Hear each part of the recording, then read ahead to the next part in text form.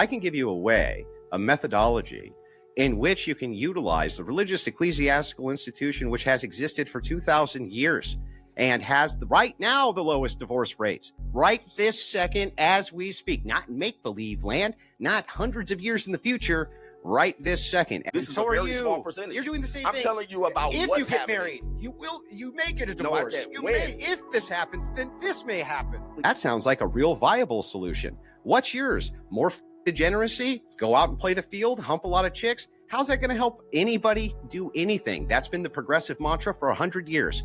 Isn't it wonderful? Drink the coffee, it'll make you feel better. I, Chisha Zed, am a 31-year-old recently married man. And so when I saw Andrew Wilson versus CGA, is marriage worth it?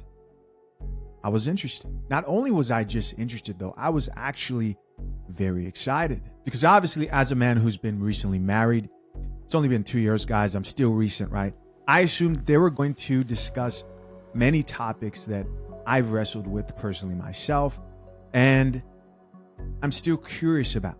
And so, number one, recently married, 31 years old, have a child, and identify as Christian, a follower of Christ. It's the Bible and Christ alone, right? That's what I believe. And this piqued my interest.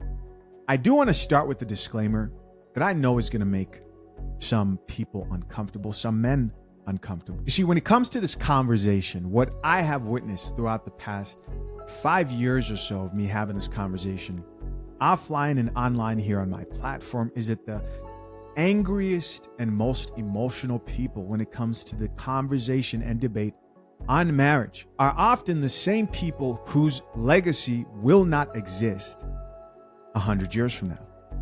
They're not building families. They're not raising children. So their opinions, and listen, you're allowed to have opinions. That's not what this is about.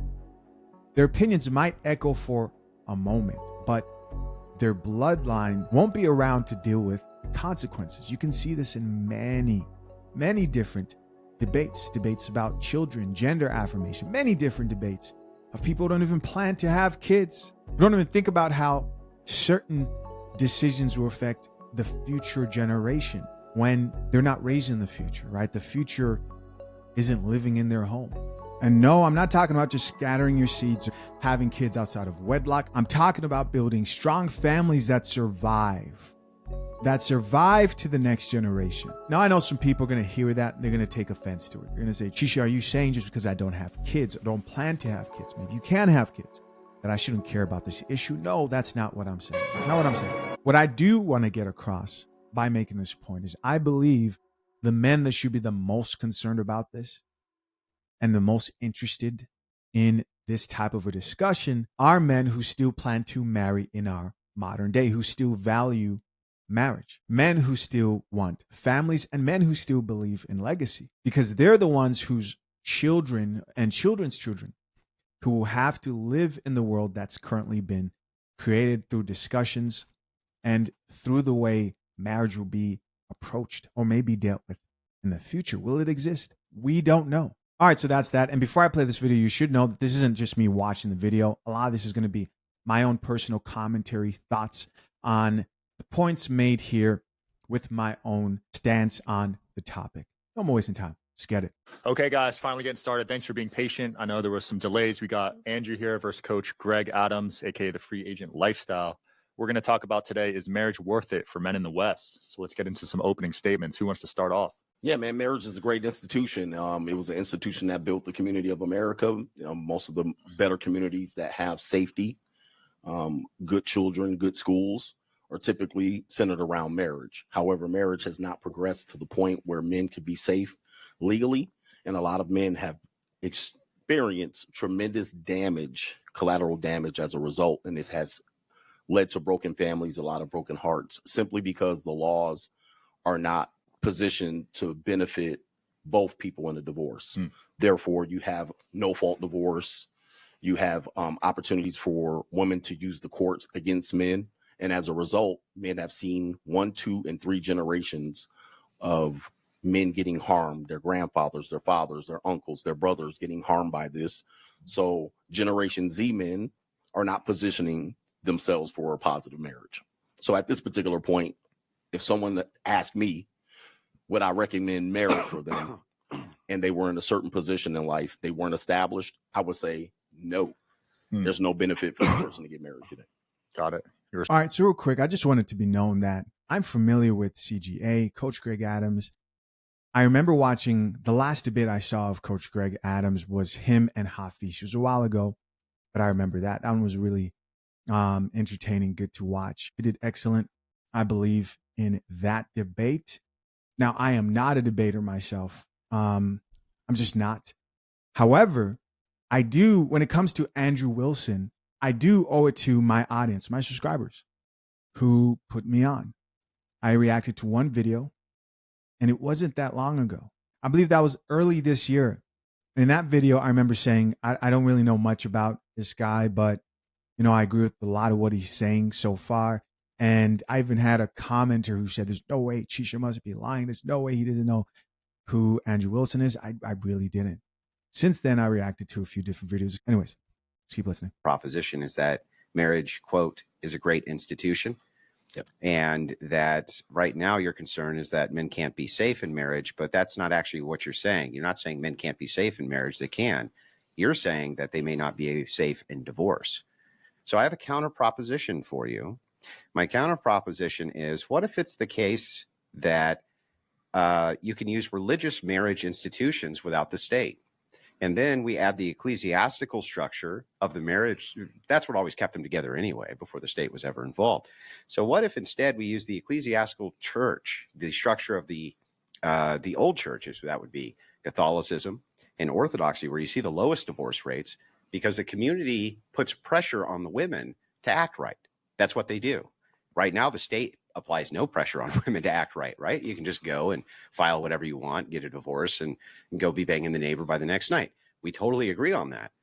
But to say that we should abandon marriage is silly. It seems like you're completely pro-marriage. You're just anti-divorce. So why wouldn't you just throw your weight behind institutions where the divorce rate is the least, and you have an ecclesiastical structure which can be appealed to assist with that? That's what makes no sense to me. All right, so the debate is marriage worth it? You heard CGA there say, hey, I think marriage is great for society. A lot of good things come from marriage. However, he wouldn't encourage most men today to marry because the laws and the system aren't set up to benefit those men. There's too much of a risk. And so Andrew has a counterpoint. I don't think I need to go much into the risk associated with marriage today. That's something that's very well known. So now we move over to Andrew Wilson's counterpoint. And I think it's important that we understand what he's saying as simply as we possibly can. He's talking about restructuring marriage and giving power instead of getting married to the state. Right now, you need to go get a state license, right? Marriage license, sign it, and you are now held up to the expectations and laws of the state that you live in. So he wants to cut them out, and he believes you can fix the problem with risk by restructuring marriage and how it's approached using the same models that are used with an ecclesiastic approach to marriage. What is that? What is an ecclesiastical approach and structure to marriage? He gives us a big hint when he says part of the benefit of that type of a structure, religious structure based on ecclesiastical structure, is you now have social pressure that instead of encouraging women to divorce, which we all know that definitely happens and we see it over and over again, especially here on the Coffee Pod, they would have, in addition to positive social pressures to continue their marriages, they would also be socially, very heavily socially discouraged to divorce, thus reducing the risk of divorce within marriage. And the solution that Andrew Wilson here is proposing is that if we can do that, and if men can see that, then they would see marriage as worth it. All right, let's keep listening. My response to that is if we're fifths, we beat all drunk. All right. So that's a scenario that just isn't present. Can you explain the analogy for me? Well, if we use, if it's a matter of when, if we say, if we have a situation where this is present, then this would work. Well, that makes sense. If we had that, we do have it right now. Well, it doesn't necessarily work because, and I'm going to tell you why, Okay. because a woman can go to a divorce attorney and they can simply just say, so therefore the divorce goes on. No, Absolutely. okay. Yes. Well, Listen, I've been to with the divorce Mhm. attorneys, and what they'll tell you is you can get married in the orthodoxy, you can get married off record. But if she files and that woman is hell bent on saying, we got married, I don't care if it was a ceremony where we walked on coals with our feet bare, Mhm. that's considered a marriage. You also have common law. You have a lot of other ways for that woman to establish marriage. How does And your way eliminate common law? I don't have any way to eliminate common law. So what then- I have is a way for me. Ooh, hold on. I have to make a few things clear, guys. This is going to be a video that's going to be paused, and I'm going to insert my commentary in a lot of places. So let's break down what CGA there is saying. He's saying, listen, this sounds great. This idea that you can restructure marriage and give power to churches, socially pressure women. And you may be wondering, well, why women? Well, because women tend to initiate divorce at a very high rate.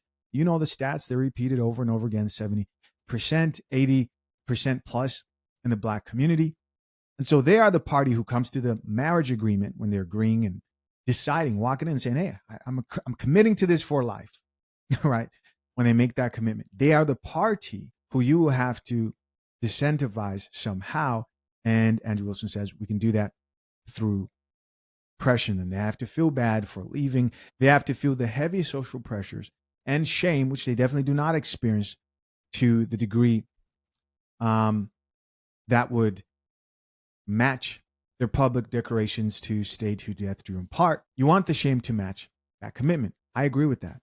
I believe if that can be accomplished, then that would be a powerful thing, especially here in the US. CGA comes in and says, hey, that sounds nice to the ears. However, if it existed, then we should be able to see that that would work. And the obvious question here is, has it worked anywhere else? Now, at this point, this is when I'm going to turn to our AI assistant barista, Miss Coffee, and ask her if the ecclesiastical structure to marriage is working anywhere else. Miss Coffee, the ecclesiastical structure to marriage, is it being practiced?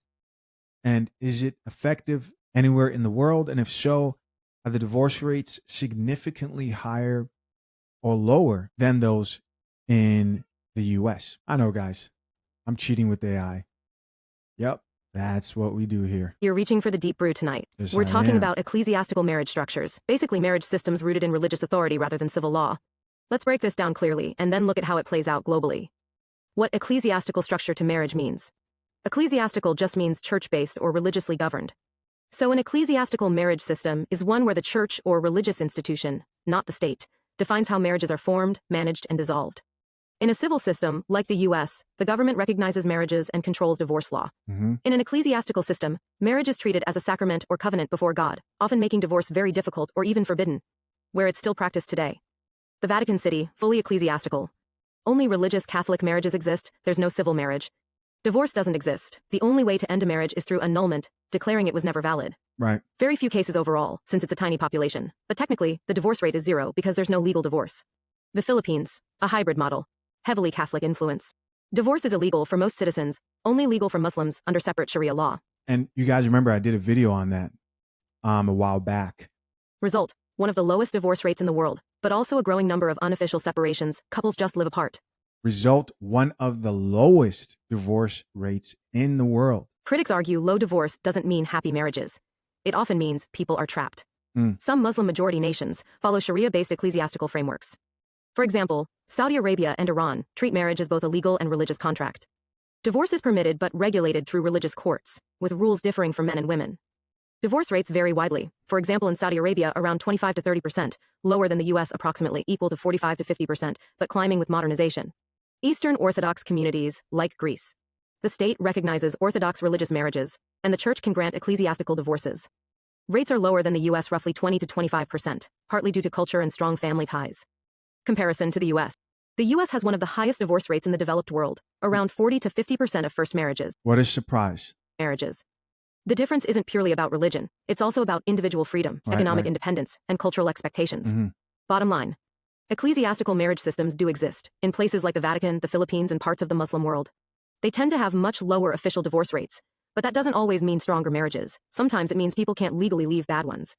So yes, they work in the sense of preserving the institution, but not always in the sense of preserving the relationship. One thing I just thought was interesting was how she said that this doesn't mean that these marriages are happy, right? And just that focus on happiness itself is what separates individuals, I believe, who enter a relationship or a marriage from a serious respect for a religion in the US, that would be Christianity, versus those who enter a relationship and marriage based on happiness. All right, let's get back to this debate. So we found out that there are places where an ecclesiastical approach to marriage is currently practiced. The question is, can that be brought here to the US? Let's keep listening. I don't care if it was a ceremony where we walked on coals with our feet bare. Mm-hmm. That's considered a marriage. You also have common law. You have a lot of other ways for that woman to establish marriage. How does your way eliminate common law? I don't have any way to eliminate common law. So what I have is a way for men to avoid then the being used. No, the argument's not silly. So here's what you have. You have a if proposition, which doesn't exist for most men.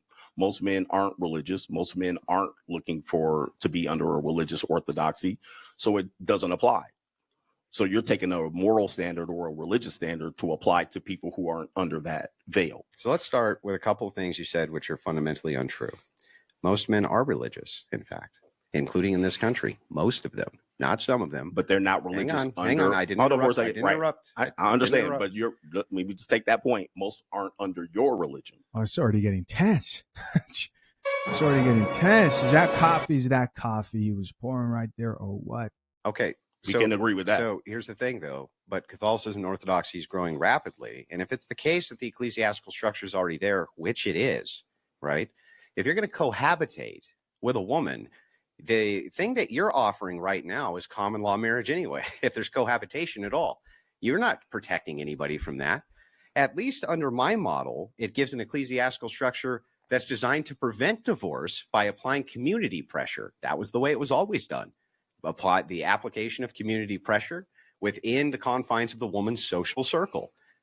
Right now, do you agree with me, for instance, that many divorces happen because women like to yap? So you get a freshly divorced woman and she's free. You go, girl power. And she starts talking to her little friends. And she starts telling them how liberating it is and how great it is and this and that. And this is why when women have divorced friends, their likelihood of divorce actually rapidly increases. Mm-hmm. It's for this reason. Divorce is contagious. So if it's the case that this social contagion is eliminated because now we have an ecclesiastical structure, an ecclesiastical authority, which won't grant it because you get ostracized from that social group through excommunication, for instance, or not being able to participate anymore with that community. That's an application of a serious and significant social pressure, which can do the very thing you want.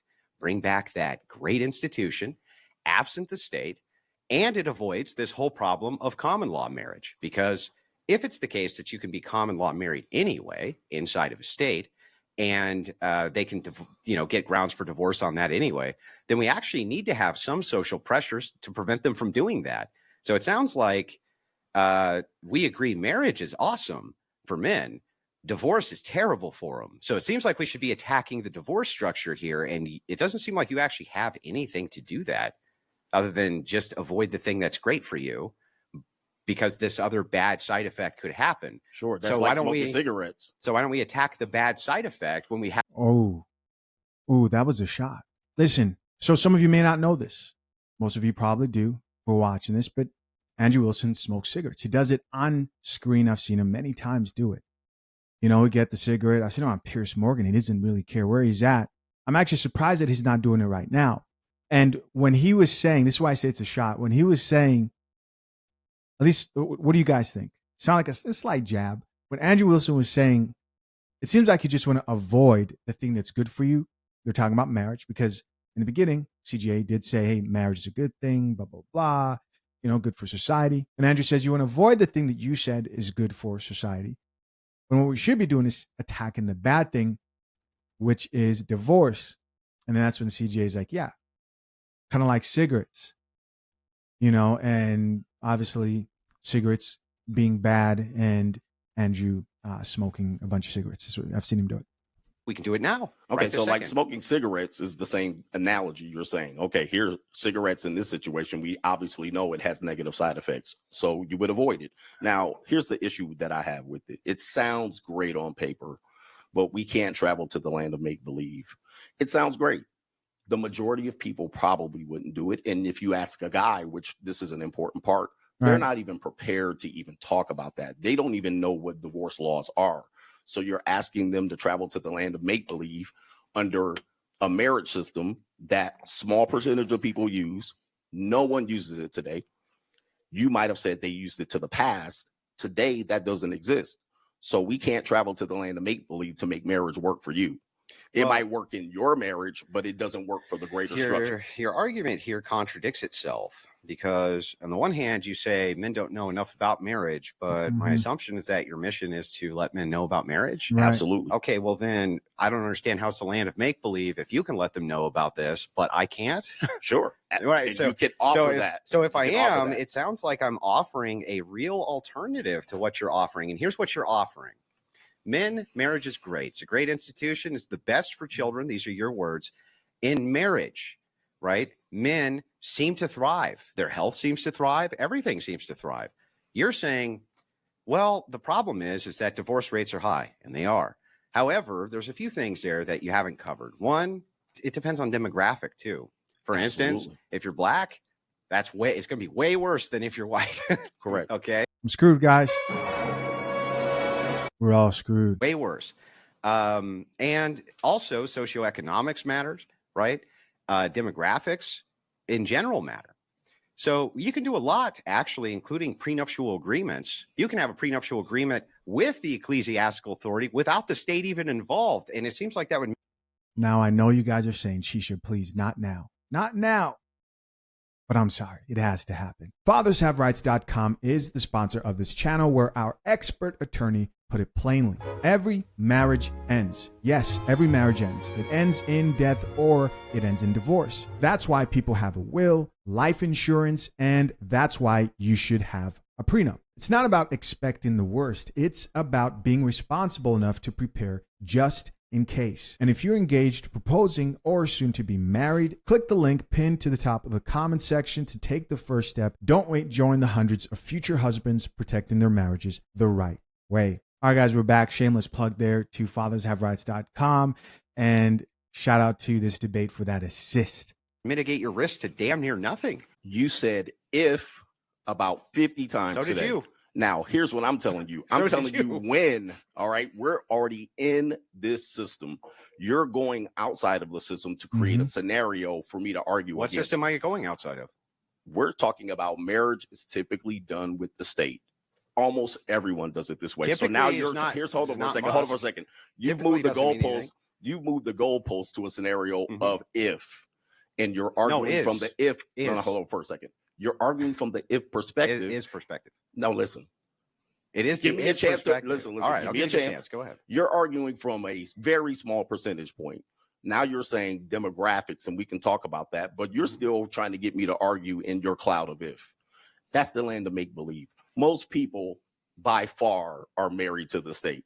Not only that, your land of make believe still exists. The prenup with the ecclesiastics, you can write whatever you want in that prenup. It only matters in the divorce. That's the reality. So I'm still dealing in reality. So You're in am the I. clouds. Hold on for a second. You're in the Okay. clouds. So let's take the demographics. Okay. In your scenario, it sounds like, which would be fair, your primary concern is with white people. No, it's with Hold all on for a people. second. Wait, what? How do we get to the conversation? I wonder where CGA is going with this solution being specifically for white people. Listen, a solution that sounds very extreme. Listen, if marriage in the modern day without any legal protection or faith protection was a sport, it would be an extreme sport because of the devastation and harm that results from a failed marriage for generations to come. But I wonder where he's going with the black people race comment. You said with black people, the demographics, the chance is higher. Yeah. So have you discovered the ecclesiastics approach to black people married within this? Yes. However, their demographics, economics, which all do affect marriage, has nothing to do in the land of the clouds or the make-believe with ecclesiastics. It's all going to boil down to in the law. And there's no church reverend that's going to go into your household to make sure there's social pressure on your wife. Do you know yes, any? Yes. Okay. Yes. Do you know any that can cover all marriages? That Yes. answer is no. Yes. And by the way, when you keep Are we in reality here? Or I'm are we in trying the clouds? I when mean, you're we're when not you're arguing I was anything just legitimate. trying I was just This trying is to this is okay. an Atlanta make believe. Well, when We I'm don't have allowed to enough. respond, let Okay, me give me know. a second. Go ahead. Let me finish this point. Go ahead. You're imagining. Mhm. Your imagination is great, John. Why is it? Is it me, or does it seem like CGA here is coming hard with the jabs? You know, the smoking comment, you know, you're in the land of make believe. So maybe I should shut up because I'm not a debater. I don't know how these things go, but it seems like there's some smoke here. That's what it seems like. And it would be great. Mhm. You know, you would be proud of you at this particular point. But I'm imagining all the people. You're imagining all the people under a situation and a structure that you brought in here. Mhm. All right. But the state highly governs this, and the state highly governs divorce. I'm dealing in a reality situation where I'm trying to counsel men to give information to. The best thing you've told me is that you're willing to give men the option to do this. Are they willing to all do this option? The answer is probably not, just like they're not willing to do what I'm telling them to do. However, we're both attempting, which is a good thing. It's noble. However, your situation rarely exists. Can we talk about the reality of what exists? Sure.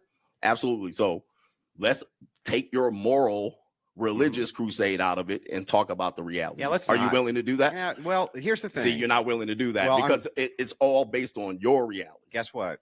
It's a debate, and I will argue my points from my view, how I see fit. It's not for you to But what I'm govern. not going to do is expect not to my be arguing government. from the land of make believe. Yeah, but it's okay. not, you All know, right. So okay, anybody my have turn? My turn. anybody Relax. have anybody have the sound effect for the television show where the train comes through, Mr. Rogers? Let me know when because I want to be on I want to be on Earth. Yeah, let me know. All when right, you gas Let's out. let Andrew respond. Yeah. So the thing is it's funny that you bring up "Imagine All the People" of John Lennon, which is an anti-religious song, and hilariously enough, was designed to assist with female empowerment. Isn't that hilarious? But the thing here is you keep on saying that what I'm offering is make-believe, but it's not. It's been governing the Orthodox and Catholic Church for 2,000 years, including in this country.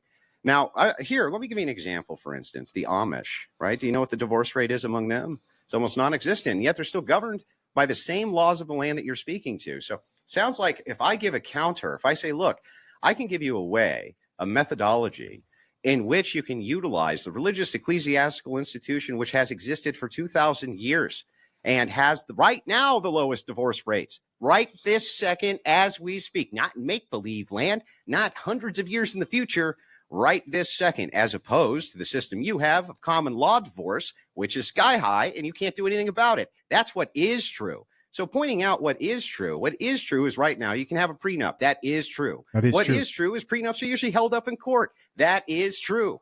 What is true is that you can have a marriage outside of a state because it's a religious institution anyway. You never have to have a license with the state. It's never been necessary. And if you do, the only way that can be done is if it's sacramental. If it's sacramental, it's governed now by the church. That's going to be the community the women are a part of.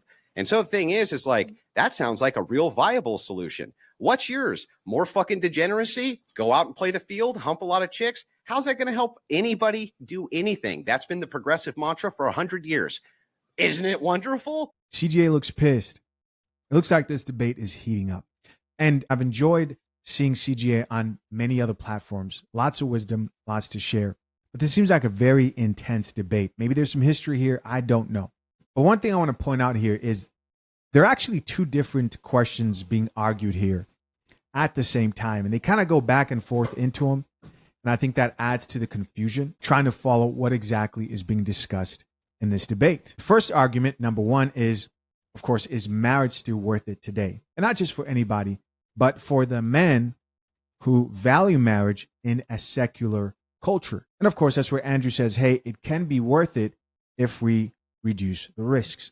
That's the second argument that they kind of interchange right there is it possible to reduce the risk when it comes to marriage? Can we lessen the risk? And so far, CGA hasn't said this verbatim, but I believe he alluded to state laws being the problem. And listen, I don't want to put words into CGA's mouth, but I believe what he's saying is, hey, until those marriage laws change, most men should not be getting married. And the counter to that Andrew Wilson is proposing is, hey, they could get married now if they adopt an ecclesiastical approach to marriage. And so again, is marriage worth it? Argument number one. And number two, can we lower the risk without the marriage laws actually changing, the state laws actually changing? Are the two arguments that are being interchanged here? Keep listening. All right, we're returning back to earth. Now, first things first, when it comes to this, back in reality, there's no God in marriage. So Mr. Sky Daddy, God, religion, that's all great, but there's no God in marriage. At this particular point, when you go through a marriage, if one person decides to not obey the Holy Bible or whatever you're thumping, you have no basis to keep that marriage together. If she decides to leave the church and decides not to listen or excommunicate herself, she's now under the state. Agree. Now, when you're getting divorced, which I'm assuming you've been divorced. Well, I mean, that's a hell of an assumption to make. Have you been divorced? Well, I mean, have you been married? Can you tell me, if you can tell me how that has any merit? Give me a second, because if you've been through one, you would know that there's no God in the divorce court, in the family court. There's no God in there. No one asked you. There is the state in there.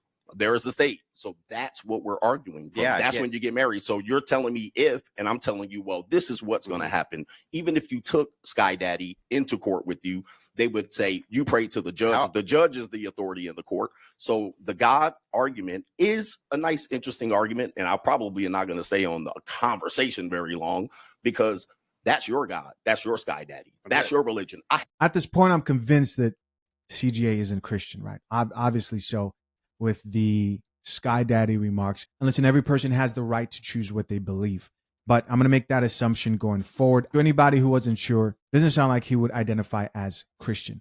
From religion. So who gives you who gives you the authority to change the understanding, the conversation to your religion? That's your religion. I'm not changing the conversation. Okay, so it only works if it only works if you believe in your Sky Daddy.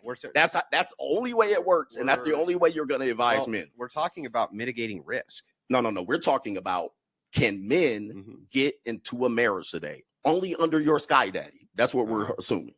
Okay. Now, can they do it otherwise? Yeah, you can have secular marriage. Okay, go ahead and explain. Okay, yeah, make it work. I just did. So make it work. The argument that you have is that marriage is great. It's a great institution. We already covered this. Well, what made it great? We already covered what made it great. Can we go into why it would make it work for your secular? That's the question I ask you. You're asking me questions back. Go ahead and answer the question. So if you're talking about secular marriage, there's never been any point to it. I'm sorry? There's never been any point to secular marriage, ever. Never. What would ever be the point of secular marriage? It's always been a religious institution. That's what made it great. Now, when you say it's a great institution, what made it great for secularists, other than the fact that Sky Daddy and God had all these enforcement arms, and those things had to be enforced socially? Like, for instance, men weren't allowed to run away. And women, right, they had to show cause for these divorces. And they had to be good causes. They had to show it for things like infidelity, right? It's all biblically governed. It was all lawfully governed by this Sky Daddy guy you like so little. But that's what made the institution great in the first place. And what you're talking about here, you're making a point that divorce is bad. And yet, I agree, divorce is bad. So what we're really talking about is, how do we mitigate the risk for divorce? And we have two different methods here. Well, the conversation is marriage good for men. That's the conversation. But it is. What I don't understand about this debate and CGA's interjections about, can we come back to reality?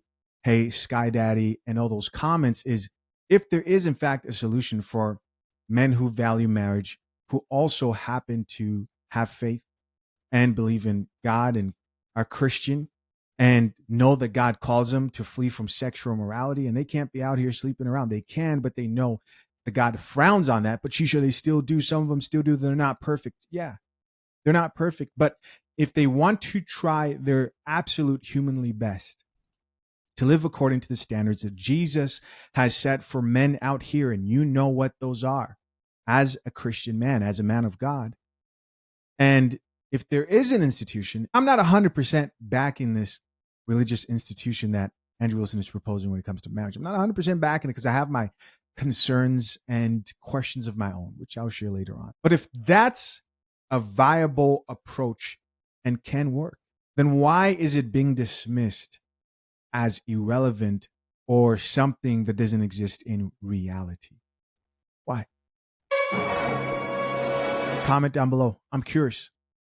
Why? Now, you could say it would be very hard to accomplish.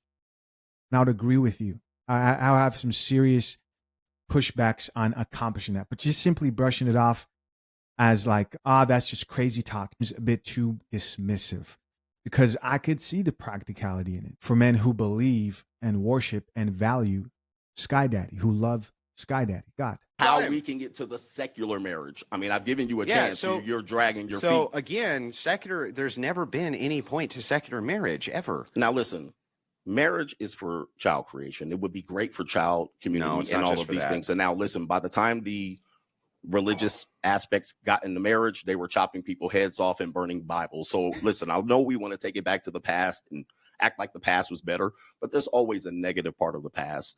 If you go back and you look at the English, this has all been there. People were getting their heads chopped off. The Crusaders were doing their things across countries, and they were spreading Christianity through threats and violence. That was actually funny.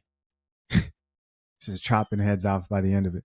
Now, that's what you're trying to uplift. That's what you're trying to uphold. I don't even know what the hell you're talking about. You wouldn't know what I'm talking about. I don't. That's where you're lacking. I have no so idea. Catch up. You're sitting What across does the from me. Crusades have to do with divorce? That was when your holy marriage was the best marriage that you're trying to go to. Now, listen. In the if we're trying to drag it back- 1950s? Were we crusading No, in the no, no. 1950s? No, no, no, no. What the hell are you talking about? You talked about the institution of marriage for 2,000 years. Yeah. Sir, do you need me to catch you up on what you're talking Yeah, about? but You're having trouble keeping up with me. Do you know what You're marriage was having like trouble 50 years keeping up ago? with me. You said 2,000. I don't know, man. Listen, I'm having a bit of trouble trying to keep up with what CGA is saying here.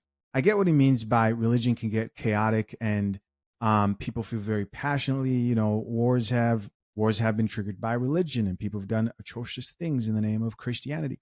But the decaying of society here in the U.S. is headed in the exact same direction.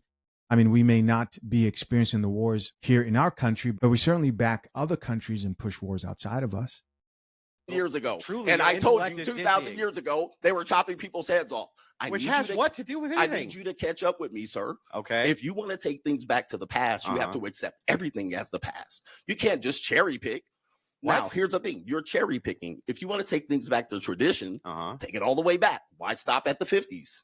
Take it back to the 1890s. What you're saying right now is so incoherent. I actually don't even understand Well, it. that's what, listen, when you're, It's when you're running out of bullets, incoherent. when you're running out of bullets, Well, the it's last just thing you do incoherent. is the shame. All right, I'm listen, not even trying to are shame you. struggling? It's just incoherent. I need you to catch up with me. Okay, catch me up. Just say you're lacking if you can't keep it up. It's all right, now I don't think Andrew's struggling to keep up.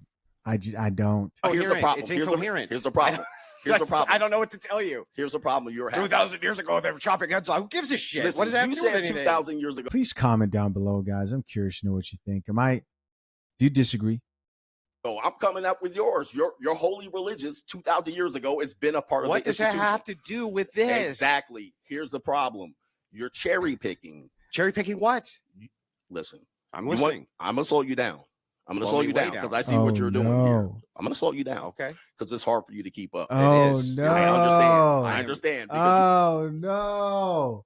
It's not looking good, man. we haven't I am been across. This is your bedazzled. toughest debate. Your audience knows this. Okay. In the United States. Yeah. Can we agree to that? When you get to divorce, there's no God in we marriage. Can't agree to that. We need to agree to it because when you go into divorce court, Yeah. there's no God. Yeah, You but can't bring in your I God thought and your Bible. And at that particular point, none of your ecclesiastics marriage works. okay. Period. So the thing is, you just said, can we agree that there's no God in marriage? And then he You switched, don't have to agree. but hang on, calm down. And then he switched over to divorce. There's no God in divorce, but those are two different questions. And Right. hang on, relax. The second thing is that me saying that what made marriage a great institution is this whole Sky Daddy character, and that the institution has been in place for 2,000 years, and There it's we been, go, hang 2,000 on, years. calm down. 2,000 And it's years. been a strong institution. I'm not actually sure how tying in that at the time they cut people's heads off, what that has to do with the fact that in the 1950s and 40s, you still had 95% of these marriages staying together. This is not ancient history. This is not even early American history. Hang on. That's in your grandfather's lifetime, basically. And this, by the way, that was the case for black marriages as well. Very strong institutions.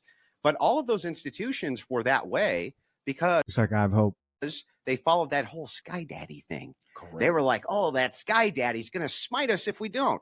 And so what you do here is you're giving the classic progressive argument, which is, well, you know, guys, It is true that it's a great institution, and it is true it's the best place in the world to have children for the continuation of the species. And also, it's fantastic for men's health. It's fantastic for their mental health. It's great for them in almost every way. But that divorce thing is real bad. And I counter. You're right. That divorce thing is real bad. We have now a center of agreement.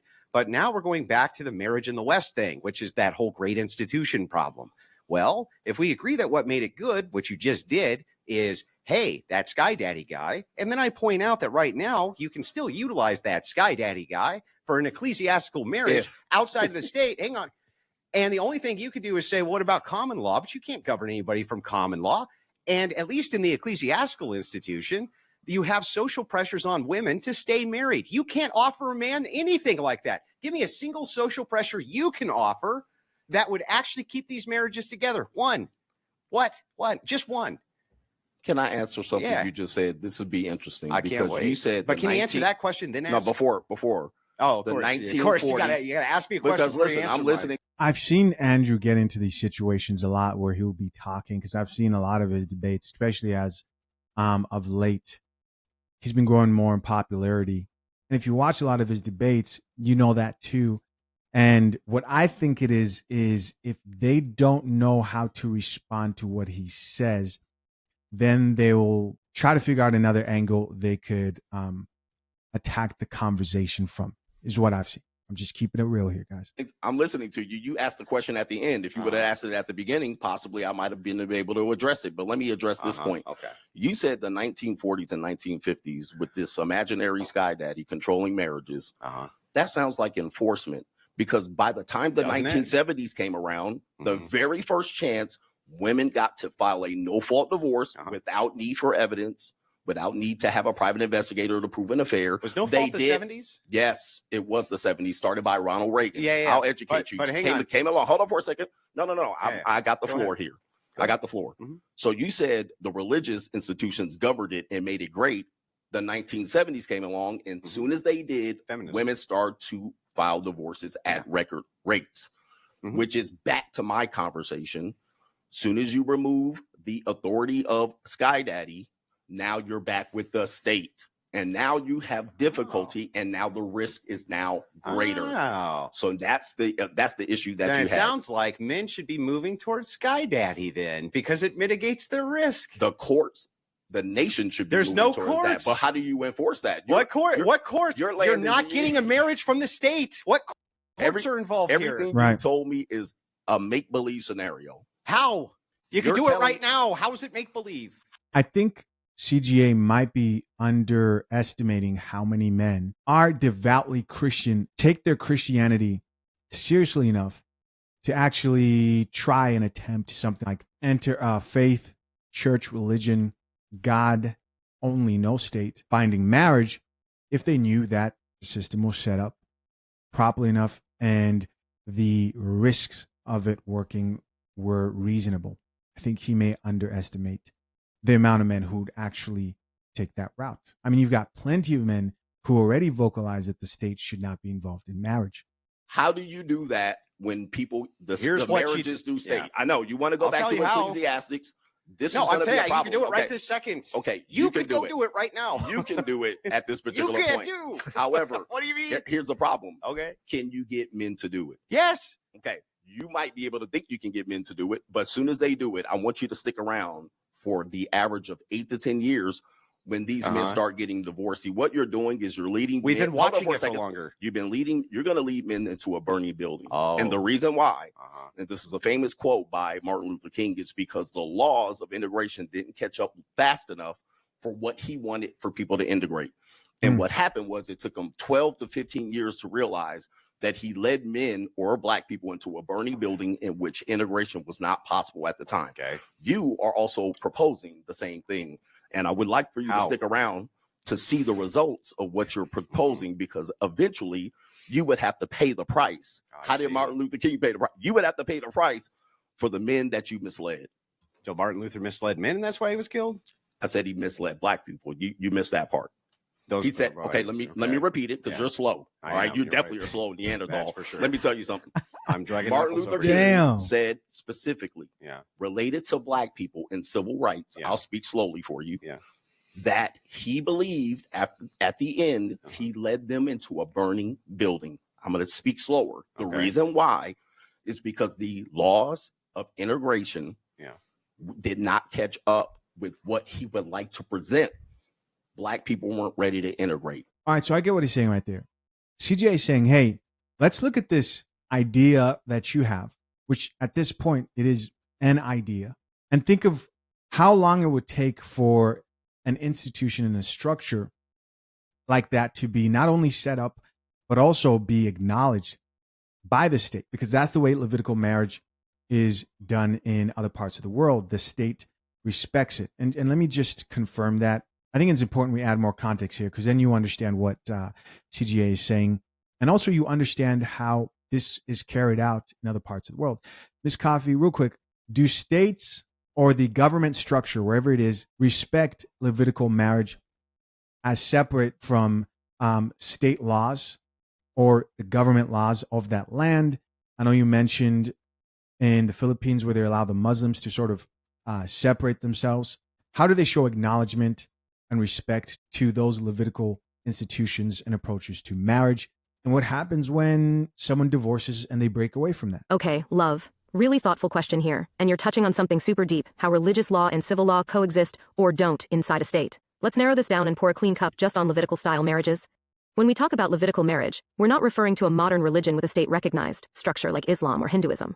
We're talking about a biblical covenant marriage rooted in Mosaic or Old Testament law, the kind where the union is made before God, witnessed by the faith community, and governed by priestly or scriptural authority rather than any civil registry. Here's what that looks like, and how the world responds to it legally. Levitical marriage as a religious covenant. A Levitical marriage is essentially a theocratic covenant, not a civil contract. It's based on Leviticus, Deuteronomy, and related Mosaic statutes about vows, inheritance, kinship, and moral law. The officiant, or elders, act as witnesses under God, not agents of the state. The couple's record of marriage is often only in the congregation or private documentation, not a government registry. So the commitment is spiritually binding, but legally invisible unless that religious authority is recognized by the state. Now, in all those places, civil governments do not officially recognize the Levitical covenant unless the officiant registers the marriage through a civil mechanism. So even in Israel, where rabbinic marriage under halakha is legally binding, non-rabbinic Levitical marriages are not recognized by the state. In African or Caribbean nations, local custom may socially recognize it, but legally, the state treats it as cohabitation unless it's registered under civil or customary law. If a Levitical marriage isn't recognized by the state, then legally, there's no marriage to dissolve. That means no civil divorce, no alimony, and no automatic division of assets. Whoa. No alimony? No automatic division of assets? Assets. The couple might have lived as husband and wife for years, but in the eyes of the government, they were just cohabiting partners, unless they registered through civil or customary channels. So when one person walks away or wants to separate, civil law takes over the moment there's a dispute over children, money, or property. Courts will handle it as a civil dispute, not a marital case. Judges won't enforce Levitical vows, priestly decisions, or spiritual decrees, because those are seen as private religious matters. For example, in Kenya or Nigeria, Levitical-style marriages among Hebrew Israelites or Christian sects aren't part of customary or statutory law. If the couple separates, civil courts step in to divide assets based on contribution, not... So I think we've heard enough of that. So back to what CGA was saying here. He brought up Martin Luther King, and he was talking about the amount of time it took for the segregation laws to catch up, to affect the people who fought for him. Well, there were casualties, right? A lot of people didn't see the things they fought for. Their descendants would enjoy the things that they fought for. And there came the quote of leading Black people into a fire or burning building. So he says, well, what are you going to do when men who are taking this approach now? And CGA says when they get divorced, you're going to be accountable for leading them to that fire, figuratively speaking, to that burning building. To which I would say, listen, if there exists any solution, then there will always be casualties on the path movement for something good to come out of that fight. Let's keep listening. As a result, he said, I may have led my people, that means his people, into a burning building. Okay. I would like for you, under your scenario, if your movement takes off, to see the results, because it took Martin Luther King 12, 15 years to see the results I understand of his efforts. Yeah. You're proposing something very extreme that majority of people aren't going to do. But let's just say if, because you like to hide in the clouds of make-believe, if they did this works, right, I would love to see you represent these men in a divorce when they get their head bit off by these so-called women that are forced by Sky Daddy to stay in these marriages. This is really like, I don't even understand how you to don't understand. I know you have a hard time understanding. I do. I don't actually even understand how to respond to a lot of this because it's so incoherent, but I'm going to try anyway. Oh, yeah. See, and I think it's the attacks too. I can't believe I'm only 39 minutes into this. This is. So I think this is his. Oh, it's incoherent when he understands. Perhaps you don't understand. That might be what it is, and it's okay to say you don't understand. And I can speak slowly. For I don't understand now, but I'm going to tell you why. I'm going to tell you why. Dismissive. I mean, you know. I'm going to tell you why. It's okay. When you're losing, just say you're losing, and I can speak. Let me know when I can talk and you gas out. Go ahead. Okay. Go ahead. So here's typical tactic, but you can work that against these OnlyFans girls. Hey, listen. You can work that tactic against those OnlyFans girls that you debating 23-year-old ignorant women. They're smarter than you. But now you're sitting across from a person. They're always smarter than you. Yeah, you're sitting across from a person here. Oh no, that's looking at a Neanderthal. Say you don't understand something very simple. Let me know when he gas out. This is the simplest thing that you can understand. Okay. Looks like Andrew's moved into the jabs as well. Jab for jab. And please put me to sleep. Please. Okay, so put me to sleep. Here's why it's incoherent. And there's a bunch of this I don't understand. You keep on saying that these men are going to get divorced, and yet I'm proposing non-state marriages. How are they going to get divorced? Well, you can only say then via common law. But again, you have no defense yourself against these are if scenarios. I mean, come on. I don't. Please, I said I was going to debate somebody that's going to come. Why do you keep filibustering? Scenario. Give me a real scenario. I let you speak the entire time. Give me something to speak about. Okay. You're giving me I'm not asking scenario. You to speak. You're trying to invite me to your church. I'm not going to your church. Please give me a real scenario. You have to shut up long enough for me to Come do on, it. Please. I've been here 30 minutes waiting for you to do it. All right. Give me a real scenario. Okay. So what I don't understand here, again, and I'm going to ask again, in your incoherent worldview, okay, please. You keep on saying that these men who I propose this to are going to get divorced, but I'm not proposing that they get married through the state. The state's the one who does the divorces. So the only thing you could say is that there's a potential for common law here, but that's something you yourself cannot guard them from by your own admission. The second problem that we have here is that I don't have to stick around for 10 or 15 years because we can look at the numbers right now in religious marriage for what this looks like. And here's what this looks like. If you're a Catholic, you're way less likely to get divorced. And if you're Orthodox, even less likely to get divorced. And it's because of that ecclesiastical structure. You're not ever going to be able to prevent all risks from divorce, not under anything. Thank you, God. That's the most realistic thing you've said all day. But not under any system. Correct. But why are Catholics getting divorced? How do they get divorced? They get annulments. They don't even get divorces. Okay, and it's a really long process, and it's rare. Christians have a similar divorce rate than the secular. No. So they have a very close. So how do they get divorced? I'm going to explain. How do Christians get divorced? I'll answer your question. Please tell me, because I know how to get divorced. So right into the divorce court. Yeah, I know. So because they call it a state marriage. Right. Yeah. And I'm proposing that they don't do that, right? Okay, a land of make-believe. How's that a land of make-believe? You can go fucking do it right now. Please tell me what are you talking about? What percentage of people do this particular thing that you're doing, that you're proposing? Why would that matter? Let's say it's one person. Why would that matter? It's one person. So you're taking a very small chance. You're arguing against me that has millions of people on my side. Getting divorced and you don't want But you're telling me a small 20 people in a little house on the prairie that you govern people without electricity and you riding horse and carriages. You're telling me this small percentage of people are going to lead a movement of doing something you're proposing here on YouTube. This is going. How many people are doing this? All right. So there's a really good point here that's been made. Probably the best point I'd say that's been made thus far in this debate. So for those of you who are familiar, and I'm not the most familiar, but I know that CGA promotes what he calls a free agent lifestyle. Now, I'm going to be very honest with you. I think it's only fair that I give it its proper respect in explaining it here. I just did a quick search of a video. Here it came up. Now, since we can't watch the whole video here. It's about an hour. And the title of it is here. I can actually bring it up on screen here so you guys can see it. This is where I'm going to be getting the definition from. Why the free agent lifestyle is the best option for men, Coach Greg Adams, full speech. And so this is a presentation that I just looked up in real time. And because I can't listen to the whole thing, I'm going to have our AI assistant barista, Ms. Coffee, here summarize it. Isn't AI Amazing. All right, Ms. Coffee, give me a summary on the free agent lifestyle is the best option for men. The video here. Give me a summary. So here's the gist, love. This entire talk by Coach Greg Adams is basically his red pill manifesto on male independence and modern relationships. Main ideas he hits. He frames himself as a coach who learned about women through years of coaching women's basketball, claiming this taught him how women really behave. He says the modern marriage system and feminism work against men. Marriage is a business contract with the state, not a romantic union. He promotes what he calls the free agent lifestyle. No cohabitation, no long-term relationships, no marriage until a man has value and authority. He believes men worship women, spend too much time chasing them, and lose money and power doing so. No cohabitation, no long-term relationships, no marriage until a man has value and authority. Why would that matter? It would matter because Why? then we can use some data to determine, do these people end up in divorce? Well, we can More do it. than likely. This is great Please because do. we can look at the data. So I let's would look love at. to, please. Do you want to look at the Catholic data and Orthodox No, data no, no, for no, marriage? no. We're talking about your ecclesiastic proposal. That's what is we're the talking about. This is Okay. the ecclesiastical proposal. If we're using Catholic and Christians, their divorce rate tends to be very no, close. I'll look it up. It's very close. Let's go not ahead and look it Catholic. up. Hold on for a second. Self-ID'd Christians. Okay, Self-ID'd Christians. Okay. Self-ID. Self-ID. No, let's just put Christians. Christian. He's like, Christian and he Catholic. You have likes to dice up- define. You have he to tell likes me to what a di- Christian He likes is. to dice up all of these It's people. And important. listen. I would love to go to your church one day.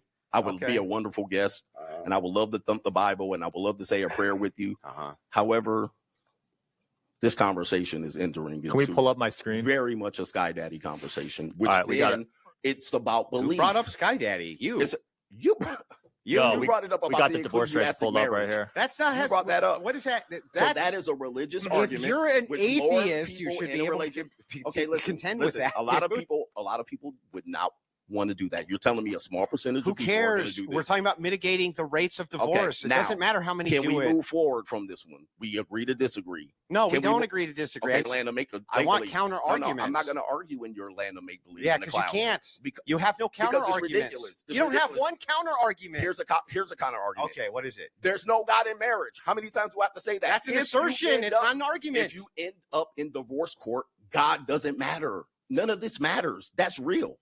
That's the realest argument that you can possibly hear. Soon as she How do goes- you end hold on up for a in a second, divorce court without the state? Hold on for a second. Hold on How? for a second. Hold on for a second. I'm going to tell you how. Okay. In the 1940s, which you so love, I don't Uh-huh. know why you don't live there. You look like you live there. Uh-huh. You're dressed like you live there. They Here's wore the problem. hoodies and Hold on for a jeans in the second. 40s, Hold, did they? hold on for a second. Here's the problem. Okay. These people, under your Another jab right authoritative, there. godly marriage, Yeah. still got divorced at high rates No, they once didn't. no fault divorce showed up. It started at 25%. Then by the time you get here, it's close to 40 and 50%. It's still prevalent. I'm giving you the reality That's here. not the You're reality. trying to drag me back over here to the little house on the prairie. It's not working. It's not going to work with me. How about this? How about a counter if traditional, if Can I get traditional one of marriage, those? I gave you one. What? I mean, come on, man. What is the Come on, counter man. argument? Come Listen, on, man. It's not a listen, counter listen. argument. What's the counter argument? There's no God in marriage, and divorce That's an court, assertion, not there's an no argument. God in divorce court. That's not an I assert argument. that there's no Okay, well, God there in is a divorce God in court. divorce court. Argument defeated. Exactly. Yeah. Argument defeated. Oh my goodness, It's boy! so All right, did you silly. leave your sandbox outside? Did you miss your toys? It's Did just you not get a ridiculous. nap? Like, Here's the I problem. want an argument. This is the dude. absolute argument. Okay. You're trying to drag me to church. I'm taking you outside of church. You can't combat it because you want to battle inside the church. I'm not letting you. So let's get back to the I state. don't care if secularists get married. Let's get back to the state What do you mean? and that divorce rate. Did you find out the numbers? Yeah, I pulled it up earlier, but I'll pull it Uh-huh. up again. It's up on the screen. Can you guys see this? Catholic, 19 to 25%. Mm. Mainline Protestant, 30 to 35%. Mhm. Evangelical, 26 to 33. That's Yes. up there. Now, pull up That's up there. Orthodox. 40, Orthodoxy. 33, 34, Mhm. 30. That's pretty high. Orthodox divorce rate. Let's see. 17 to 20. I see average 33%. That's US US. That's average. evangelical adults. Protestants. That's with the It says coalition of Orthodox all adults of them. ever divorced 17 to 20. US Yes. adult average 33%. Yeah, so they're much lower. It says in the US 33%. The They're Orthodox ever divorced, that's worldwide. yeah, they're much lower rates. Okay, but you're saying that they can't get divorced. That's what you said. No, bro. You said, is that what you said? The whole You point said here they is can't how get do divorced we because you're mitigate the enforcing risk them. of divorce? You can't ever completely mitigate it. 30%. It can't ever be completely mitigated, but you can mitigate the risk of divorce. Again, there's that back and forth argument of is marriage worth it? No. you have to wait for laws to change, and then it switches to, can you lower the risk for divorce, right? Mitigate the risk, lower the risk for divorce. Okay, great. It is lower. They're Much saying- lower, much lower. Okay, all right. So a chance of getting hit 30% versus 44%.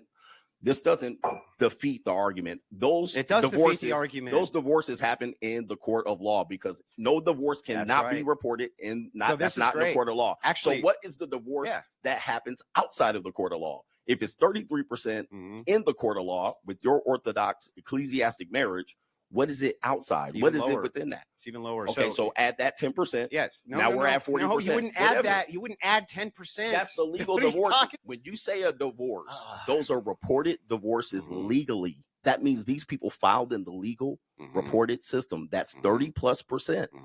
Okay. You said there would be more that were outside of the door. No, less. Outside of the state. Less. No, hold on for a second. Less. There's additional. I think CGA is confusing himself here. No. Outside of the marriage, outside of the state. No. Oh, there's none. Well, so you're saying there's zero? Not really. What are you saying? Okay, so let me explain, please, so that you understand. Additional to the 33%. Yeah, but you have to. Can you at least let me finish this time? Please do it because you're slow. So if it's the case, you're in an ecclesiastical marriage, you're still adding usually the state. These people are all adding the state. Okay, the Catholics themselves, if you were to look at their annulments rate from the ecclesiastical authority, it's actually much lower than even the percentage that you're getting from the state because they add the state in, which means some people will ignore the ecclesiastical authority and get divorced anyway.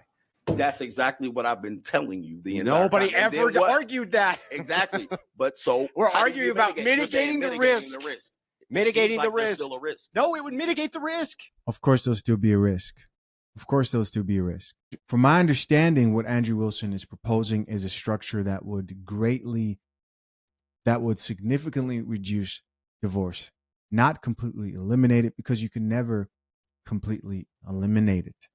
And if they are actually lower, the divorce rates in the parts of the world that give power to the church to govern their marriage, then that means you would get the same results if you were able to pull that off here in the U.S. as well. So the risk is slightly lower. Much lower. Okay, that's not that much lower. It's much lower. 40%. You're talking about 33% to 43%. No, we're not. We're talking about 20% to 35 to 40%. Okay, so that's lower. Yes. Okay, that's all you got. Now, here's that's the all I problem. need. That's not all you need that's because pretty there's still risk. How do you say nobody said there wouldn't be risk? Exactly. You can't mitigate risk for anything 100%. It's not possible. Exactly. So now why are we telling men to get married? Because you have to, because everything is a cost benefit analysis. Your issue's not marriage. Your issue is with mitigating the risk. At this point, it's not marriage. This is the only hold on for a second. Can I say this? Oh my God. Can you ever stop saying something so I can say something? At this particular point. Listen, okay, I'm listening. You're telling me from this point, we haven't even got to the entire marriage because you're still over in the land of make-believe. We haven't even got to the other issues of marriage. What's make-believe? Hold on for a second. We still haven't got to the other issues of marriage. I'm willing to so get to you're everything. telling me about the mitigation risk, and we've wasted too much time on it. Can we talk about the other issues of marriage? Well, okay. Sexless marriage. Can we at least wrap this up? Yeah, let Andrew finalize this, and then we'll move on to that. The thing is like, the problem is you said it was a great institution. If you say it's a great institution, even when it was a great institution, people were still getting divorced. So if that's the case, what you're really after is just mitigating risk. And I'm giving you a perfect way to mitigate risk, right? And the fact of the matter is that it is becoming more and more popular to do it this way. Prenup plus ecclesiastical authority almost mitigates your risk entirely, except for common law, but you can pick the state to live in for that. And you, by your own logic, can't defer from common law either. You can't protect men from that. So the thing is like, you can't have it both ways. You can't agree marriage is good and the backbone for the West, and you really like it, and it's fucking great, and it's a great institution, but also don't do it because it's make-believe that you can mitigate risk, even though you can right this second. That's insane. All right, so follow me here. This is Andrew's best point so far that I've caught on to, his best counter, and that has to do with the topic of common law that keeps getting brought up. So think about this. You have CGA who promotes free agent lifestyle. I would assume that free agent lifestyle also includes you having some type of sexual relationship with women. I would assume that you're not completely avoiding women sexually, unless if you're like in monk mode or a time in your life where you're so locked in that you're just focused and not dealing with women whatsoever. Now, Ms. Coffee, am I right to assume that free agent lifestyle doesn't mean no involvement sexually from women at all? Exactly right, love. You've got it. The free agent lifestyle doesn't mean celibacy. It means non-dependence. Coach Greg Adams never says, don't ever deal with women. What he says is, no cohabitation, no long-term relationships, no marriage, until you have value and authority. So the lifestyle's built on freedom first. You can date, travel, have fun, but everything happens on your terms. No emotional or financial entanglement. You don't live with her. You don't sign contracts. You don't build your world around her mood. Clarity. You know what the relationship is and what it isn't.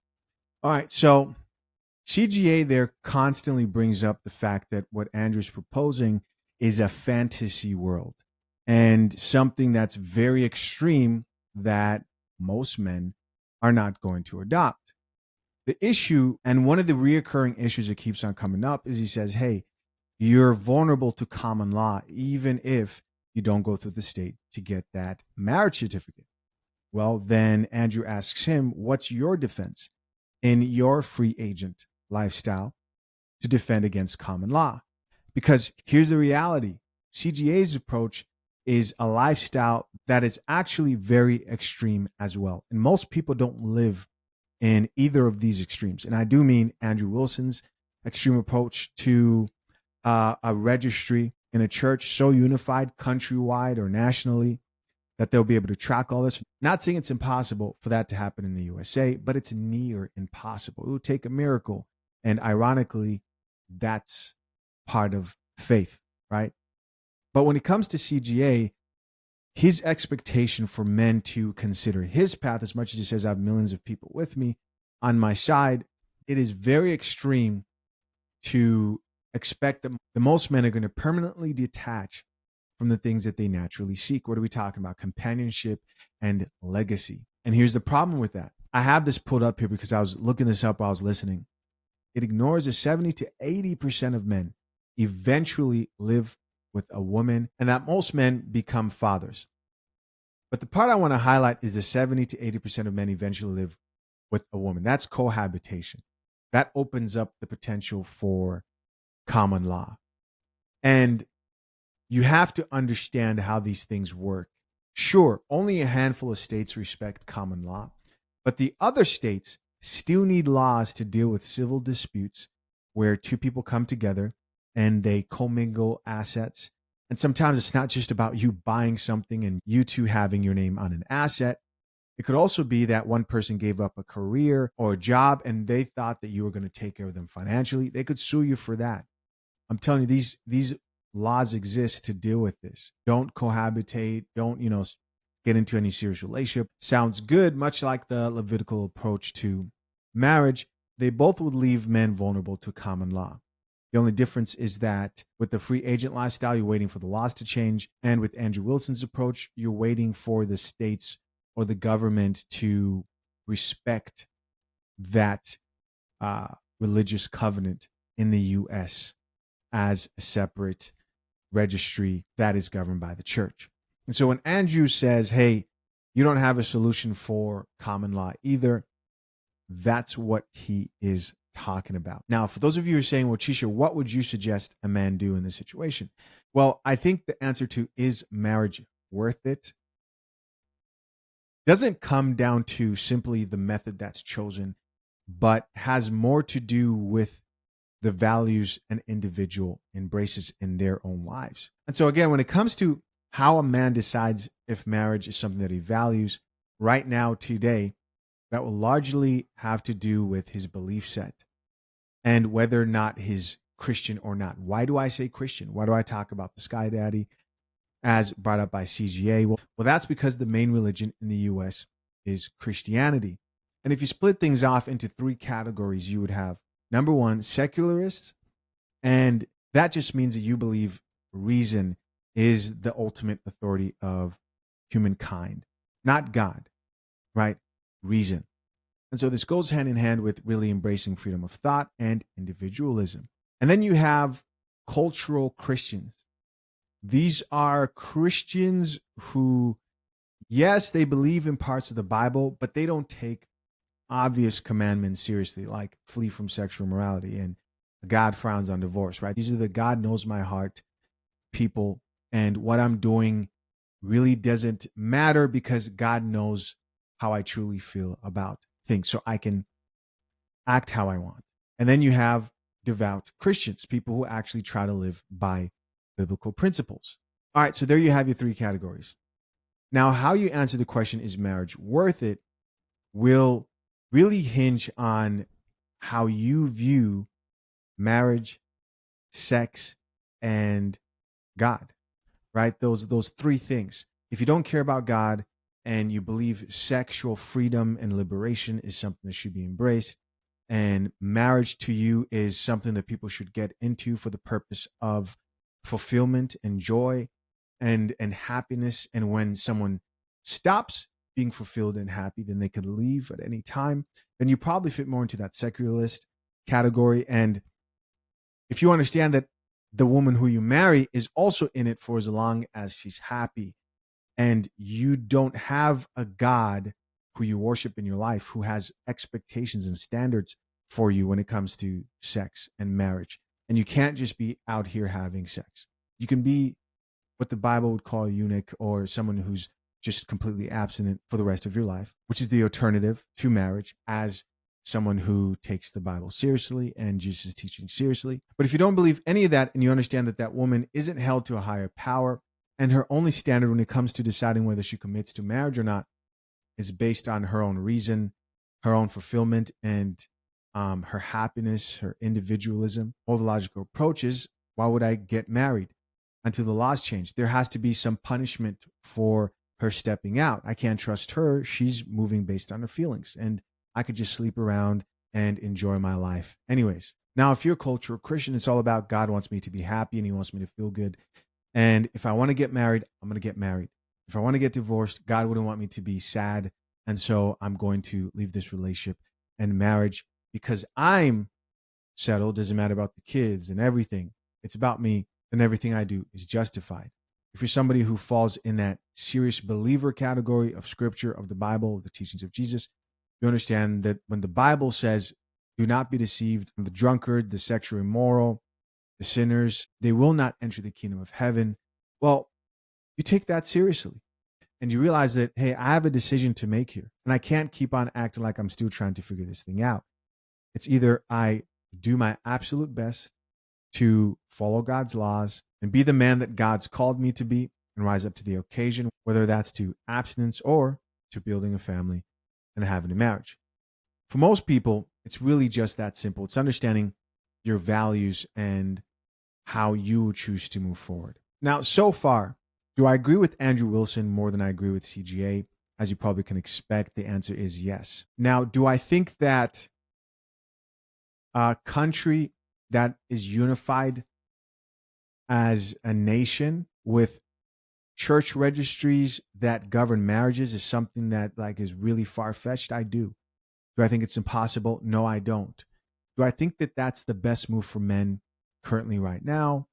I would argue not. I would encourage men who value marriage and also who take the teachings of Jesus and identify as Christians seriously to do something that's more closer to what I did, and also a combination of Andrew Wilson's approach here, but more on a local level. You can't wait for the world around you to change, but you can do your best to build a social environment, people to hold you accountable. Find a local church. And by the way, I think this is what Andrew meant by people are doing this right now. This would obviously be the only way it would start from a small scale. But I think you can manufacture that on a small scale. You can find people who can hold you accountable. Yes, you may not have the official church registry set up at this moment, but you can build that. And along with that, for those of you who plan to get married, I would say get a prenuptial agreement. So really, I look at this as the more pragmatic approach to this situation, which is the middle, where I think most people rest. Most people are just not going to go that extreme of avoiding the marriage certificate altogether. Now, the loud people, the people the most vocal, they're going to say, no, I'll never sign it. I'll never do this, right? But for most men who value marriage today, you're going to most likely get a marriage certificate. Let's be honest. You need to make sure you get a prenup to go along with that. And if you're a man who has faith, Christianity, believes in God, you want to make sure that you build that social pressure around you for now, as you have the Andrew Wilsons who are out here setting up, could potentially be an even greater network that could help marriages in the future. So far, I'm not against Andrew's approach to dealing with lowering the risk of divorce in marriage based on what I've heard so far. Let's get to the other risks that are associated with it. We got that. That's we not a tackled final that point on this. That is make the final point and then listen, go to listen. I'm a grown man. I'm not 22-year-old OnlyFans. I'm going to say what I want to say. Listen to this. At this particular point, you got me on forward. that one. Listen, we're moving forward. Okay, we're moving forward. At this point, what are the other risks that we want to guard against? We got the divorce. You're going to put them on the ecclesiastic paperwork. Mm-hmm. Less people are doing that. Not a lot of people know how to do it. He just got married. He didn't do it. All right. I can almost guarantee. Probably not. Exactly. So what? So now, less people are going to do this. Not a lot of people know that. Not a lot of men are going to prepare themselves to do that. Change that. Exactly. So that would be a agree. very tough scenario, and it. most likely it's not going to happen moving forward. Okay. There are other issues in marriage that typically, if depending on what authority you go under, are still a risk for men. Yes, it's great for the backbone, but a lot of men are in sexless marriages. A lot of women are in sexless marriages. The percentage of affairs in marriages are still a big issue. That can't be addressed.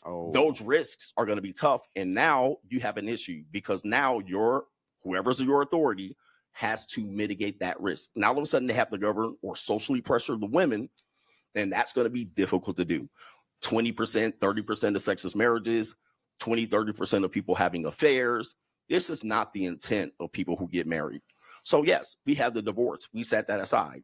Now, what about within the marriage? How do you mitigate the risk for that? I'm assuming you're going to have the ecclesiastic come through the home and force the wives to fuck their husbands. Oh, that's quite the straw man. But I'll go ahead and answer. That's hilarious. Actually, the ecclesiastical authority does mitigate against this. And here's my proofs. Proof one. If it is the case that you get married to a woman who's a virgin, but she's a virgin because she's a Christian, hang on, let me get through the entirety of the argument before you start freaking out. If it is the case, Virgins. your chances of that marriage ending, very, very, very small, one. And two, they report that they have a happier sex life. This is actually the case with the decrease in body count, which generally comes with the more religious people, meaning this is true. The more that you take your religion seriously, the more that you pray, the more that you engage in that whole ecclesiastical authority thing, the less likely it is you step out of your marriage, significantly less likely. The less likely it is that you end up in a sexless marriage. You know why? Because there's a reinforcement in Christianity that men and women are not allowed to deprive each other of sex when it comes to marriage. And you find that people who follow the traditional faith generally don't. And so, yes, the ecclesiastical authority preaches that from the pulpit. Sorry, lady, you got to your husband. That's part of God's law. Yeah. What do you got for him? Go out and just everybody? What are you going to do to mitigate? By the way, you're at the mercy of the same criticism. You can't mitigate guys' girlfriends from around on them any more than you could a person's wife. You can't mitigate them stepping out on them. You can't mitigate them treating them like shit. You can't do anything. At least I have a mitigation. You have nothing. You have nothing. Just liberal degeneracy. Give me something you could do that would give any kind of fail-safe against this. One thing. I don't know what communities you live in, but your church pastor is going to be very busy walking in all of these bedrooms, preventing divorce and enforcing women to sleep with their husbands. Now, the first leap of faith that you have, hold on for a second. Oh, I heard you. The first leap of faith is virgin. Okay. If we look at the stats, please pull up the stats of how many women qualify as a virgin. On virginity. You said virginity. I'm just letting you know. You brought it up. I think he was talking about the less body counts, the better. In America, what women percentage qualify as virgins? All right. So you're going to say very few. So you know this. 7% age 22 to 34. 7%. Yep. Okay. Do you know what? So now we have. Do you know what a baseline for an argument is? That was the baseline. Yeah. You want to say now? Do we want to increase the body count? Yeah, I mean, because yes, if you're looking, that was the whole point of the baseline of the argument. So right now, if we can pull up how many women in Gen Z, because this is marital age women, would have a body That's count not the only lower than 5? No, Because millennials now are we're also marriageably aged. What do you mean? okay. Millennials, younger Yeah. millennials. Yeah. Okay, because there's no point in older people getting married. They're not procreating. All right, they're gonna have 1 or 2 kids. Older That doesn't people help do us. procreate. Not that much. All right, That's they're gonna true, have 1 or but 2 kids. the All thing- right, listen. It said in the What do you Bible, in mean? your Bible, it says, Yeah. "Be fruitful and multiply," Uh-huh. not add. All right, we're not adding one little autistic kid. We're multiplying. That would be Right. multiplying. No, it wouldn't be multiplying. Yes, Having it would. one little bright if you ass have kid 3 and you have 1 more, that's All you right, multiplying. multiplying by 1. All right, that's So not the answer. multiplying. Okay, listen. We're multiplying Okay. by multiples. You know what I'm talking about. Now listen. Yeah, that is a you multiple. Want, that hold we're on for a second. multiplying Hold on by. for a second. You want to convince me Uh-huh. that there's going to be women of low body count in this secular world we live in to Uh-huh. make your scenario They're work, more to likely to- enforce women to have Yeah. sex with They're their gonna be husband more from the like- pulpit. Yeah. Do you see? Yeah. This is very strange. Well, I have from all a the data secular to back person. my. Show me from anything. a very small percentage. I mean, Uh-huh. it works in a podunk town. I don't Doesn't know where just you're work in a from. podunk town. We're talking about the metropolises. Mhm. We're talking about major And cities. how is your And you're talking plan about going to mitigate that? virginity. How is your I plan asked going to you- mitigate remember, that? I don't know if you remember. I asked you. All right, And I this is the told question you. and you came back with virgins. No. And you came back with Oh my God. enforcing Why sex do from you the only pulpit. give half the argument? That's why you can't respond to my arguments. So let's do it again. If you want Please. to mitigate, Force women to have This is difficult to listen to. lower body You're not, counts. dude. How's it force? Go ahead. How's it force? You're the one enforcing sex. How with the is it? husband. How? do you How are we enforce using force? How are you enforcing sex to the through husband from the pulpit? through social pressure, doofus. The same way you would with Okay, everything. Gentlemen, your wife is going to have sex with you because a church reverend enforced her to have Oh my sex with God. you. Do you think? Okay, please pull up the chat. Yeah, pull His up the chat. suggestion is to Uh-huh. have a church reverend enforce Uh-huh. you They're to not have enforcing burning it. desire to have sex with your Enforce husband. requires force. Enforce is a derivative of force. You can't enforce absent force. No one's saying force. This is how your sex is going to be had in his marriage. Uh-huh. It's through enforcement through the religious pulpit. No, it's going I to mean, be this the is idea. 2025, if it's and we're the still here idea- somewhere on Little House on the Yeah, Prairie. if it's the idea, I would love that to have women this reality. If it's the idea that women have and men have both, that they're not supposed to deprive each other from this, because that Right. is how they live the life of a Christian. Right. The case of the matter is that they try to keep themselves sexually appealing to the partner. They try to keep themselves moving towards that state where they're found appealing. That's part of that. Why do you think? And by the way, you keep saying force. Can you Enforce. demonstrate anywhere that I said that there would be any force involved with any of this, or that it's I even said necessary? enforce. Enforce is force. Correct. That's what. So I was So correct where by is using the force? Where? You tell me. You're the one. You're that's gonna asked the take- question. Wait, you're the one that told me the church reverend is going to come and force marriage. No, and sex. when? You said that earlier. No. I said the ecclesiastical from the pulpit- authority from the uses pulpit. social pressures. Social pressure That's to not make your force. wife your husband. No, you're not making So them that's- do anything. Okay. I don't know how much longer I can listen to this. It seems like at this point CGA is purposefully misunderstanding what Andrew Wilson is saying. I know he gets what he's saying. I mean, guys, if social pressure didn't exist, then men would not have felt the social pressure of being emasculated and their masculinity being shamed by feminist propaganda, which then led to male movements and male-driven platforms, which apparently affected elections. So social pressure works. As much as people want to listen to that and think that that's a bad thing, people use social pressure all the time. When they banned you off Facebook, when they banned you off Twitter for saying something that was anti-trans, social pressure, right? When they did that to celebrities, when they stopped supporting certain companies, social pressure. So if it could be used to push a decaying culture, then it could be used to elevate it. To encourage them to fuck their Yeah. husband. Okay. This Don't you encourage people's wives to fuck them?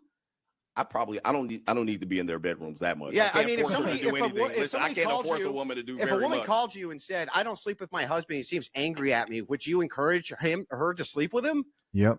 I wouldn't encourage her to do anything, especially with You me. wouldn't I don't encourage mess her with. to do I don't mess with married women. That's their Brilliant. business. So your That's their business. solution That's is nothing. Nothing. my solution is very clear. What is it? You're telling me at this Yeah. particular point that you're going to enforce through social pressure. Social pressure. That's not Hold on force. for a second. Social There's no pressure enforcement. social pressure enforces women to be very promiscuous at this particular point. Now, you're talking about 7% of the population or better, maybe 10, that are going to fall under this category. And this is going to lead a wave of women sleeping with their husband through social pressures, when social pressure quite tells them the opposite. Let me handle I don't even this. know what the hell you're talking about at this point. Exactly. It's very difficult. I know. It's very difficult for you. I know, exactly. And very nice tactic. But listen, it's not a tactic. I'm trying my hardest to understand. You're taking a very small scenario to make it the large scenario. When I'm telling you the larger scenario is the reality, and you're telling me both if reality. I do this, if I do that. No, this is a very small percentage. You're doing the same I'm thing. telling you about if what's you get happening. married, you may get a divorce. No, I said if this happens, then this may happen. We already looked at the statistics of it likely happening. Yeah, so that is likely to happen. First of all, even the statistics Can you pull up looked the at, statistics again? Pull up the the marriage statistics. The divorces For the Christians. It's actually not likely, is it? In the United States, overall in the United States. Yeah, so it only in order for it to work, you have to be white. You need to break a certain down income. by demographics. Hold on for a second. You need. You want me to break it down? So and social So you want to go. You want to go. In order for your marriage to work, they have to be white, Christian. They don't have to be white. Make money, and then also probably live in a certain region. If it's the now, case, what if that's not the case? Because in the United States, I don't know where you live, but in the caves then and we hills use the of apparatuses. if you take the rest of the United States, they're highly not that. That is outside of those demographics. And don't you want to change that? What if they're outside of that? Don't What if you they're wanna- not white don't- and Christian? Don't you want to What change if they're that? not Christian to make 100K? What do you suggest then? Yeah, so here's what I would suggest. If it's the case that in the black community, you have more divorces than in the white community, there's going to be contributing factors for why that is. I don't think that black people are just ontologically different than white people. Do you? Do you just believe that at their core, they're just ontologically different? Or do you think that they're the same? Because if that's the case, if we're equal people and equal people groups, then there must be some other social factors which are relating to this that increase the divorce rate in the black community that doesn't exist yet in the white community. If that's the case, we would specifically target those issues to prevent that from happening, right? We're going to do this across. We're going to do this across the board. Well, what would they be? For the black community, there's a bunch. One, you have a distinction in economic certitude. Let's hear this. The second one is you got a massive abortion rate, which is super problematic. Another one is you use matriarchal structures in the family home instead of patriarchal. Boom. Yeah. Yep. The black community in the U.S. is matriarchal. It's a huge problem. It's a huge problem. And I only started to really see how powerful that influence was after this last election. Boy. That's when I said, you know what? There are men who are just, and I really do believe this is because of seeing leaders, strong women who they believe are strong and assume leadership positions in their own families, then they had no problem voting for a woman. It was a learning lesson for myself. Huge issue that you have. By the way, when it was Christian based, it didn't happen. It was a patriarchal structure inside those black homes. And boy, they didn't put up with shit. Not the case anymore. So you have multiple factors here which need to be addressed. I agree with that. Nobody ever disagreed with that, though. What we're trying to do is look at the mitigation of risk. And even for the black community, we handled that already. If the black community moves in to these conventionally traditional churches, they still will have the same ecclesiastical authority, which will assist them in governing their marriage that white people would have. And it would still assist with the mitigation of risk. What's the alternative? It's just degeneracy, right? The alternative is just we'll just hump them and never get married. Well, what good does that do for blacks? What good does that do? It just leads to more abortion. It just leads to more degeneracy. It leads to high crime rates, and the single motherhood's out of control. So, what are you doing to prevent any of that? Nothing. Tell me what? Okay. Thank you. You said things that people have known for the past 45 years, but I appreciate that. Hold on for a second. Thank you for contributing to a common conversation that people know, but you offer no other solution. That's great. Now, here's a problem. Here's a problem with this. It's an if scenario. That would be great if we can go back to this. It would be great if we can go back and look at and say that blacks, when they were in the 40s and 50s, they had more stable relationships and marriages than even white folks. Here's the issue. Okay. Why stop at the 40s? Let's talk about 1863. Okay. Your tradition seems to always hit this point of 1940s where you shine this light of traditionalism that you've never lived in, that seems to be in a snapshot of something that you don't even know about. Then when I fast You're not forward even saying anything, dude. again, you're not listening. When I fast forward to 1970, when it falls all apart with no fault divorce, based on what I've been arguing, what happens? All that traditionalism falls apart. Why don't we take it further? Why don't we take it back to bride prices? I mean, how far in tradition you're going to go? You're only going to bang your head around 1940 and 50 because you watched a couple of movies and I Love Lucy episodes. That's not tradition. Okay. That was a snapshot in history that you're trying to achieve again. So take it back further. There's no marriages in the Black community. Let's say we'll take it. Let's say we take it all the way back to the 1700s. Let's just say, just for the sake of it, right? And that I'm totally wrong about all this, just for the sake of argument. Let's just say, what is your prescription to deal with any of those issues when you're telling men in the Black community to not get married? How is that going to assist with abortion? How's that going to assist with strong fathers in the home? How's that going to assist with the only demographic population which can't reproduce itself? How? Can you give me a single prescription to any of that?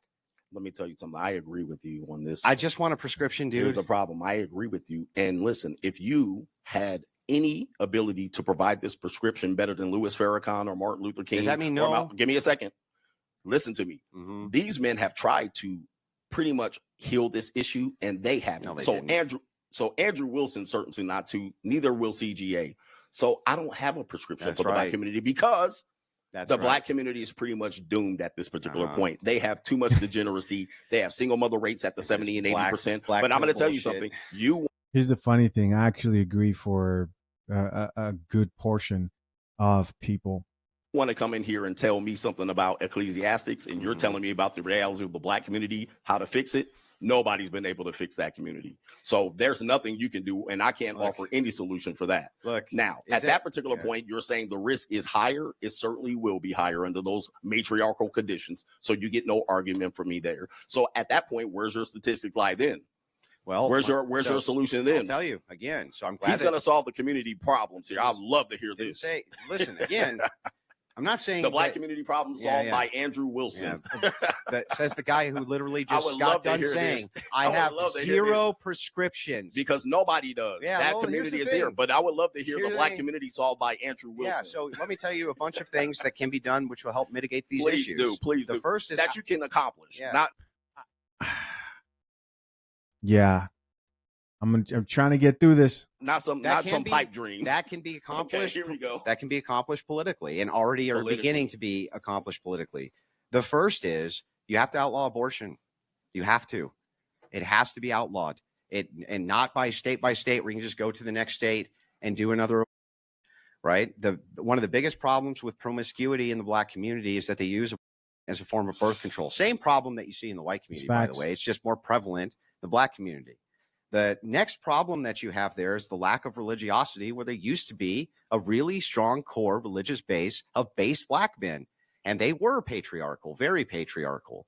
And the thing is that it's the idea of these feminist bra-burning lunatics that told Black women not to be under the evil patriarchy of their men. And yet, at this point, the men are rolling over and allowing the matriarchy to take over in their own community. Is a return to traditional church ethics going to assist that? Of course it will. Of course it will. How do I know? Because it did then, just a few short years ago. I'm not talking about hundreds of years ago. I'm talking about 60 years ago. By the way, there's other things that you can do too. Getting rid of EBT, getting rid of social programs, which are designed to keep people dependent. These are all things which can be politically accomplished, just like the starting of banning that was politically accomplished in our life. Or maybe even reforming EBT, for, of course, to help the people that truly need it, the disabled, the veterans, so on and so forth. This is like, you have no prescriptions. At least I'm trying here, man. Andrew, you are Captain Obvious. This is the obvious prescription. Why didn't you obviously state it as a prescription?